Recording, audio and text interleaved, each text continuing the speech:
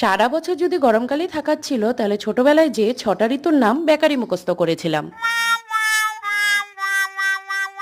September মাসে এত গরম ভাবাই যাচ্ছে না। কদিন ধরে তো সে গরম দিচ্ছে, কিন্তু আজকে তো 42 ডিগ্রি চলছে। ইদানিং আমার ওয়াকে যেতে যেতে বেজে যাচ্ছে 7টা। বাড়িতে এসে পান করছি দই, #দইয়ের ঘোল। বেশ কয়দিন যখন নিজের হাতে রান্না খেতে খেতে বোর হয়ে যায়, বাস মিস্টার দাসের ছুটি থাকলেই ওনার হাতের রান্না ভাগ্যে জুটে যায়। আজ বানানো হয়েছিল ডাল, মসুর ডালের বড়া, ডালের বাটা আর আলুর তরকারি। সত্যি একদিন খেয়ে যদি বাঘের মতো 4 দিন পেটে খাওয়াটা থাকতো, রোজ রোজ রান্নাও করতে হতো না আর বাজারও যেতে হতো না, সাথে টাকাটাও বেঁচে যেত।